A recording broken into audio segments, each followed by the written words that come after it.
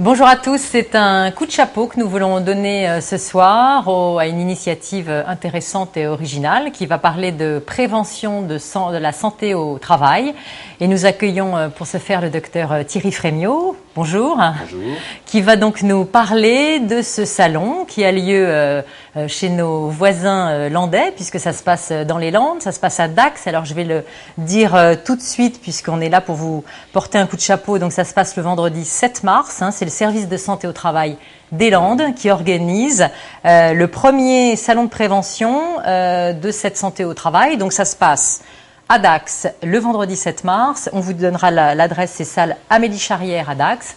C'est vendredi 7 mars. Alors, la santé au travail, pourquoi faire et pourquoi de la prévention? Pourquoi ce salon, docteur Frémiot? Eh bien, écoutez, la santé au travail, c'est l'avenir pour la santé, puisque si on fait de la prévention, on aura moins de maladies. Donc, c'est très important de faire cette prévention. Le système de fonctionnement français marche avec des systèmes de santé au travail. Nous sommes un service qui est départemental, qui a surveillé à peu près 70 000 personnes pour un peu plus de 7 000 entreprises, dont 85% d'entreprises qui ont moins de 10 salariés.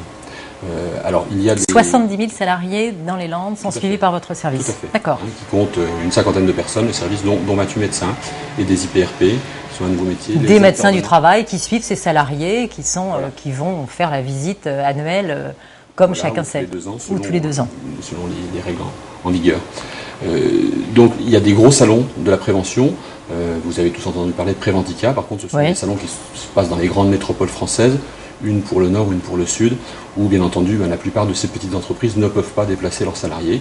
Donc l'idée, ça a été pour nous de déplacer ce petit salon pour nos salariés, en faisant un salon à une taille régionale, départementale, puisqu'on n'aura que 15 exposants fabricants, mais pour apporter l'information à nos adhérents pour qu'ils puissent se déplacer et venir voir un petit peu ce qui se fait. Quel est le champ de cette prévention? On parle de prévention au sens large, mais en l'occurrence, vous focalisez plus sur quoi? Alors on s'est focalisé sur ce qu'on appelle les EPI, c'est-à-dire les équipements de protection individuelle, qui sont une porte d'entrée pour faire venir nos adhérents, qui sont surtout des artisans, qui donc ont besoin de ces équipements de protection individuelle, puisque, si vous voulez, quand on décline la protection, on va déjà commencer par éliminer le risque quand on peut l'éliminer.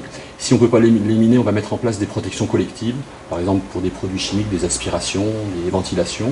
Et puis quand vraiment on ne peut pas supprimer complètement ce risque, à ce moment-là, on va avoir besoin d'équipements de protection individuelle. Alors, je voudrais qu'on distingue, pour que ce soit très clair pour les gens, parce que moi j'ai mieux compris en préparant l'émission, mais la protection individuelle, c'est donc avoir un équipement, se prémunir d'un risque, notamment quand on fait un métier à risque, de ne pas se faire mal. Donc c'est ce qu'on distingue de l'équipement individuel à l'équipement collectif, qui est Si vous voulez, on va prendre un exemple. On va prendre l'exemple du bruit. D'accord. Donc le bruit, c'est un danger. Bien sûr. Le risque du bruit, quand on va rencontrer ce bruit, c'est de faire une surdité. Donc soit on élimine le bruit, c'est-à-dire qu'on a des machines qui sont totalement silencieuses. Si on peut le faire, c'est ce qu'on va faire. Prévention du risque collectif. Ça va être la suppression du risque, puisqu'on n'aura plus de suppression du risque, d'accord. Soit on va pouvoir capoter les machines. Et à ce moment-là, si on capote les machines, on va diminuer le bruit.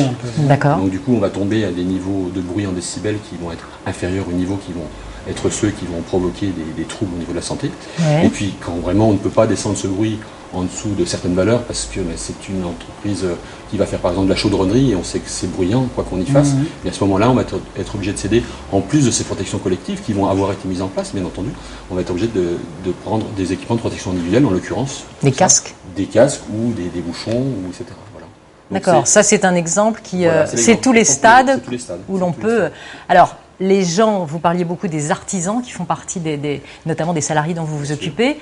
Un artisan va venir dans ce salon, puisque je vais vous faire parler aussi de l'objectif de ce salon, pour prendre de l'information sur comment prévenir effectivement ces risques dont vous parlez. Alors, on va d'abord un peu les décliner, ces risques. Il y a le risque auditif. Il y a des risques, mais on va décliner ça en risque physique. Risque physique. Des risques, par exemple le bruit, qui vont être la chaleur. On va avoir des risques chimiques. Alors les risques chimiques, c'est le risque des produits chimiques qui peuvent être les produits peuvent être bêtement irritants, ou alors ils peuvent être un peu plus dangereux, on va dire nocifs pour la santé, ou alors ils peuvent être toxiques et très toxiques, et à ce moment-là ils peuvent entraîner éventuellement la mort à des doses plus importantes.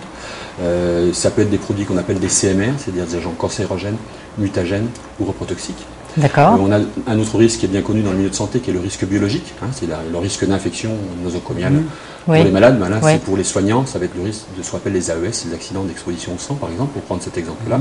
Et puis après, on a d'autres risques qui sont des risques comme le travail sur écran, des risques non spécifiques, et puis des risques comme le port de charge, etc., etc. Donc voilà un petit peu ce que c'est que... Et les risques sur des machines, etc., le risque de traumatisme voilà, le risque d'utilisation avec les machines dangereuses, qui est aussi un risque bien connu, tout à fait. Donc c'est de la prévention liée à l'exercice professionnel. Voilà, tout à fait. Vous ne vous attaquez pas à la prévention en général. On ne s'attaque pas à la prévention domestique, puisque nous, notre public, c'est un public de salariés. Donc, c'est vraiment les risques spécifiques à la médecine. Alors, je vois justement que, évidemment, dans votre salon, puisqu'on est là pour en parler, il y aura évidemment des stands avec tout ce qui est vêtements de protection, chaussures, gants, harnais de sécurité, casques, protection auditive, protection respiratoire, protection oculaire, protection cutanée. Et il y aura aussi des conférences débats. Vous allez peut-être nous en dire 2 mots. Voilà. Alors, donc, effectivement, comme vous l'avez dit, on va avoir 15 fabricants qui vont venir nous présenter tous les matériels qu'ils ont, et Dieu sait que c'est important de le faire, puisqu'actuellement on est dans une période où on va dire au niveau technologique il y a eu de grandes avancées, donc on va tous découvrir des équipements que peut-être on ne connaissait pas et qui vont permettre justement de diminuer le risque chez les salariés des diverses entreprises qui vont venir nous voir. Et puis à côté de ça, on a voulu faire des mini-conférences de bas pour pouvoir discuter avec les gens qui vont bien vouloir venir les écouter de ces risques. Alors on a demandé comme intervenant sur le salon, puisque en dehors des fabricants, on a des institutions qui viennent pour nous soutenir. En particulier, on a la CRAM Aquitaine, on a l'OPPBTP, qui est l'Office public de prévention du bâtiment et des travaux publics. On a la direction départementale du travail, de l'emploi, de la formation professionnelle et non-mutualité. Et donc, si vous voulez, ces mini-conférences vont être organisées en débat, c'est-à-dire avec une introduction, avec une introduction réglementaire par l'inspecteur du travail, M. Weber, qui va venir pour un peu situer le problème en réglementaire. Et puis après, les différents fabricants vont intervenir pour nous présenter les diverses solutions qu'ils ont par rapport donc très concrètement, des choses pratiques. Voilà. Et puis avec une intervention éventuellement médicale pour situer les pathologies, par exemple avec le bruit, les pathologies qu'on va rencontrer dans le BTP. Et puis, donc après, on va ouvrir la discussion, puisque ces mini-conférences, débats, on les a un petit peu limitées dans le temps à 30 minutes extensibles sur un petit peu plus si besoin, avec 15 minutes de discussion par les différents orateurs, et puis 15 minutes ouvertes à la discussion pour que les gens qui viennent nous écouter puissent poser des questions de façon pratique. Alors, ça va être quelque chose de très pratique, c'est-à-dire qu'on ne va pas faire une conférence scientifique, c'est vraiment du pratique pour dire, voilà, par rapport au bruit, on a telle solution, etc. C'est peut-être important pour les toutes petites entreprises et les artisans, parce que les grandes entreprises ont des nécessités d'information. Alors oui, justement, pardon Marcel, mais j'aurais aimé qu'on précise, parce que vous me l'avez appris au téléphone, cette loi de 2001 oblige les entreprises à mesurer les risques auxquels ils soumettent leurs salariés. Voilà. C'est ça. Si vous voulez, déjà en 1991, il y avait déjà eu quelque part une législation par rapport à l'évaluation du risque, c'est-à-dire qu'il fallait quantifier ce risque, éventuellement le supprimer, quantifier ce qui restait. Par contre, depuis 2001, c'est opposable, et donc les entreprises doivent faire une évaluation du risque. C'est-à-dire que toutes les entreprises en France, sous la responsabilité de leur chef d'entreprise, doivent faire cette évaluation du risque qui permet de mettre le doigt sur les risques. C'est un expert qui le fait? Comment ça se passe? C'est compliqué? Ça se passe, alors, ce qu'on demande, si vous voulez, c'est que ça soit participatif. C'est-à-dire qu'en fait, il faut que ça soit fait par l'entreprise, puisque si vous faites venir un expert, lui, il va mettre le doigt sur certaines choses, mais les gens n'auront pas participé à l'élaboration de ce document. Donc c'est un travail collectif qu'on demande à faire à l'entreprise et à l'entrepreneur. Souvent c'est piloté par ce qu'on appelle le CHSCT, le Comité d'hygiène de sécurité et des conditions de travail, quand il y en a un. Quand il y en a un dans les grandes entreprises. L'entreprise a plus de 50 personnes, puisque c'est la limite. Et puis sinon c'est les délégués personnels éventuellement qui peuvent le faire, ou les cadres.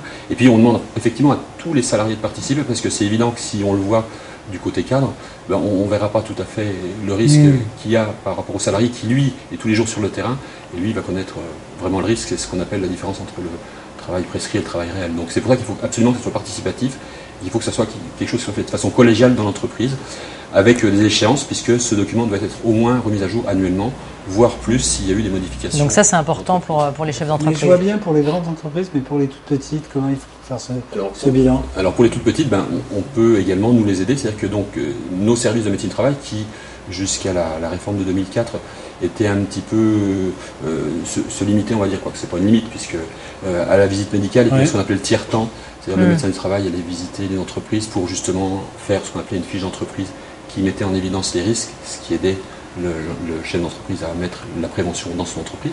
Donc depuis la réforme de 2004, il y a des nouveaux métiers dans les services de médecine du travail qui sont les IPRP, les intervenants en prévention des risques professionnels. Ça, c'est un nouveau métier. C'est un nouveau métier, tout à D'accord. fait. Et donc, ces intervenants en prévention des risques professionnels, comme les intervenants en santé au travail, qui sont aussi un autre métier, vont pouvoir, dans chaque service, aller aider les entreprises qui le demandent pour faire ce bilan.